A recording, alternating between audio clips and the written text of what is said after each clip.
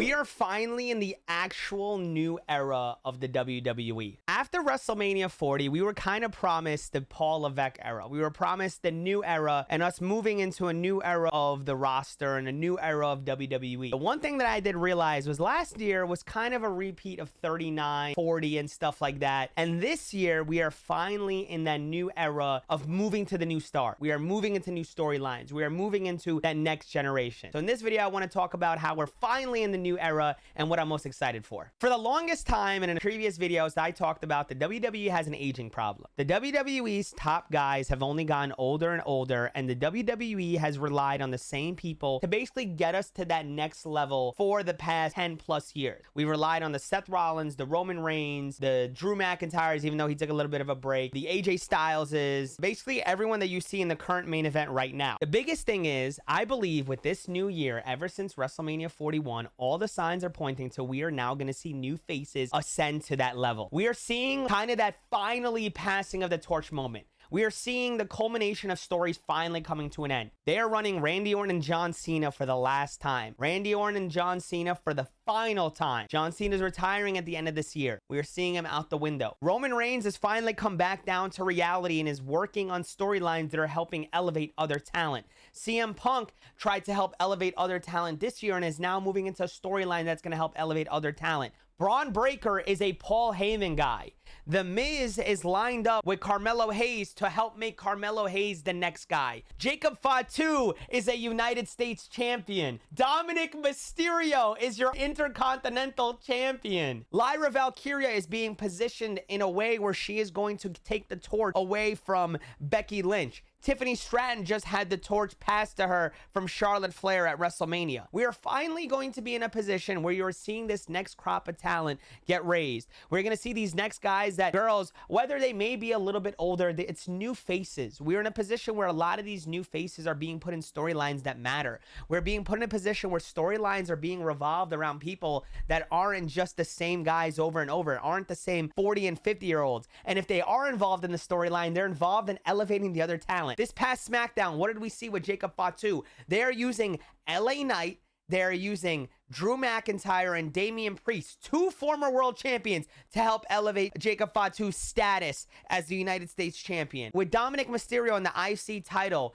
they just had him go over one of the hottest stars in the WWE. He is a little bit older. Penta's, I believe, 40 years old at this point, and his feud is obviously going to be with another former world champion, Finn Balor. Now we're going to see the ascension of the Dominic Mysterio train. What do you see with the women's side, right? Tiffany Stratton just took over Charlotte Flair's spot as the beautiful blonde girl that has every single in-ring ability and is your world champion. Then Jade Cargill comes out and gets involved in the storyline. You had Naomi come out and get involved in the storyline. Then you had Nia Jax come back into the picture, and this is all being used to elevate Tiffany Stratton's status as your world champion. And when it comes to the mid-card scene, Zelina Vega, she finally won a championship. She was, what, 0-5 before she finally beats Chelsea Green? And she is now going to be primed in a position where I believe a lot of women are going to help elevate her even more. And she is someone that we've been waiting to get to that next level. When it comes to the IC title on the opposite side, we see Becky Lynch working with her protege in Lyra Valkyria and trying to elevate her to the next level. But when it comes to the world title scene on Monday Night Raw, we saw Io Sky with another one of these new bloods and Stephanie Valkyrie come through.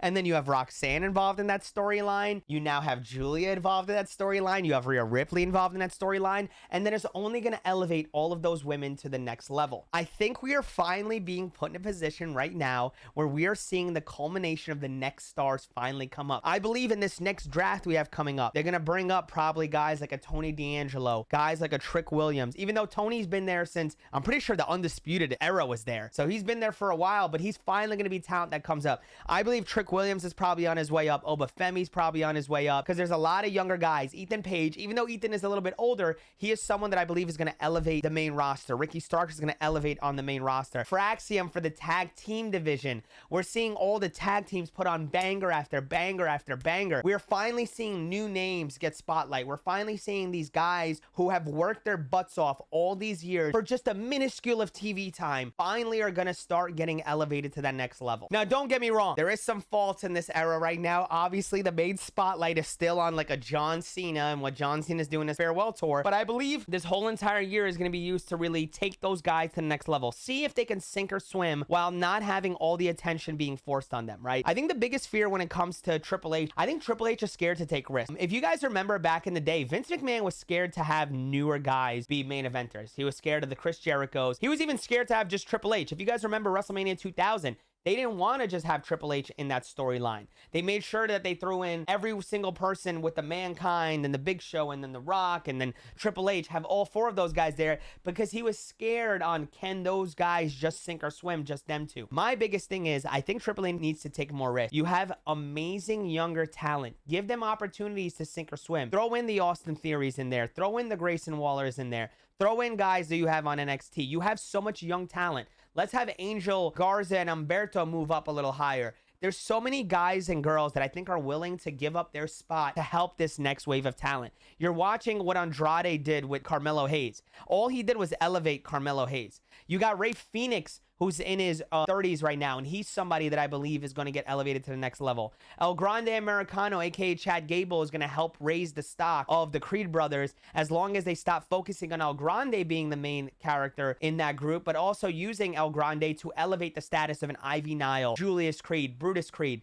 There's so many young guys and girls that have so much potential and so much ability that I believe now is the right time for this new era. Now we're going to talk about who are the Paul Levesque era stars, right? We're not going to talk about Cody Rhodes as a Paul Levesque era guy and Seth Rollins and all those guys. Those are guys that came from the Vince McMahon era. The Paul Levesque era guys are going to be the guys that came from the NXTs, guys that worked their way up through that system and became world champions. Tiffany Stratton is a Paul Levesque era person. Braun Breaker is a Paul Levesque era person. Dom, 50-50, but his real push right now is in the Paul Levesque era. Those are world champions. Roxanne Perez is a future world champion. Stephanie Vaquer is probably a future world champion. Julia is a future world champion. I believe Obafemi is a future world champion. Carmelo Hayes, Jacob Fatu, even Solo. I think all of those guys are going to be future world champions. Now is the time to just elevate them. Send them to the moon while we have this opportunity. Like Triple H, you know, is salivating at the mouth to be like, I made this person. I made this person. I made this person. All he has to do is pull the trigger. And I think by the time we get to WrestleMania 42, when John Cena's gone, when Cody Rhodes comes back into the picture, I believe they're going to use him to elevate talent as well. I think we're going to get a really bright future from these guys and girls.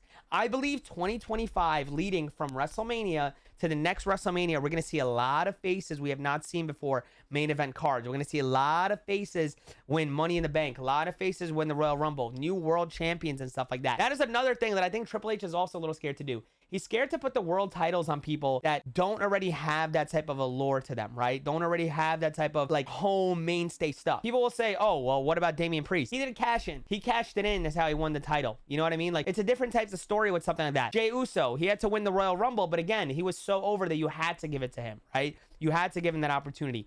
I want to see someone like a Braun Breaker just work his way up to a world title. Win all these matches, become undeniable, get a world title shot. Carmelo Hayes, win all these matches, become undeniable, get a world title shot. Jacob Fatu, they don't have to win it by having the gimmicks give it to them. Show us that you believe in them. Show us that it's like a Gunther where you win King of the Ring and you go, hell yeah, now I'm taking a title from you. Give us that opportunity to see these guys make it to the next level. With that being said, I want to know from you guys right now, who are future world champions that you believe are Paul Levesque guys, that are new era guys that are going to be, that are on the roster right now, that are going to have an amazing 2025? Like girl or guy that you believe are a little bit under the radar and you think they're going to get shot straight up to the moon. I want to know down in the comments below. And if you guys enjoyed this video, make sure you guys do me one small favor. Subscribe to the channel and ring that bell for future notifications so you can see all my future videos. Hit a thumbs up so more people can see it. And let me know what you guys thought about this video and what you guys think ideas for future videos. With that being said, I'm Allenownz. This is much love from me to you.